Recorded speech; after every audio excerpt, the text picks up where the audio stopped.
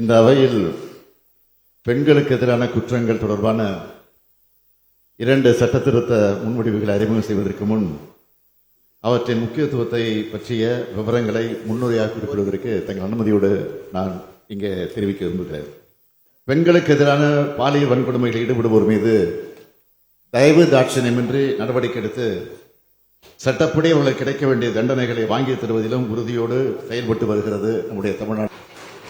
அனைத்து பெண்களது பாதுகாப்பையும் உறுதி செய்யும் அரசாக தமிழ்நாடு அரசு செயல்பட்டு வருகிறது.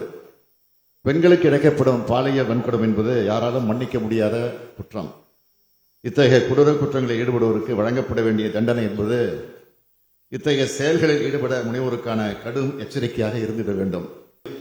இத்தகைய குற்றங்களுக்கான தண்டனையை மேலும் கடுமையாக்குவதற்காக பிஎன்எஸ் மற்றும் பிஎன்எஸ் சட்டங்களில் மாநில சட்ட திருத்தத்திற்கும் தமிழ்நாடு 1998ஆம் ஆண்டு பெண்ணிற்கு துன்பம் விளைவித்தலை தடை செய்யும் சட்ட திருத்தத்திற்கும் சட்ட முன்வடிவுகளை பேரவையின் ஒப்புதலுக்காக முன்வைக்கிறேன்.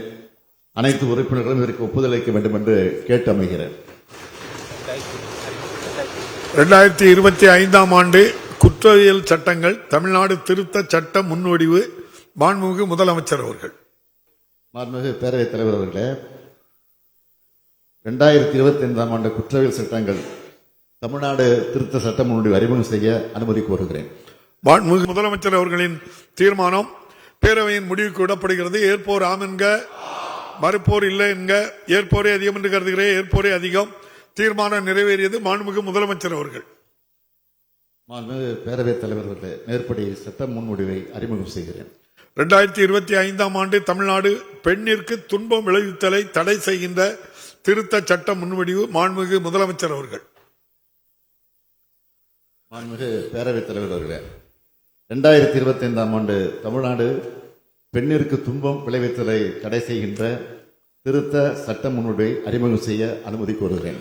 மாண்புமிகு முதலமைச்சர் அவர்களின் தீர்மானம் பேரவையின் முடிவுக்கு விடப்படுகிறது. ஏற்போர் ஆம் என்க, மறுப்போர் இல்லை என்க. ஏற்போரே அதிகம் என்று கருதுகிறேன். ஏற்போரே அதிகம். தீர்மானம் நிறைவேறியது. மாண்புமிகு முதலமைச்சர் அவர்கள். மாண்புமிகு பேரவைத் தலைவர் அவர்களே, மேற்படி சட்ட முன்வடிவை அறிமுகம் செய்கிறேன்.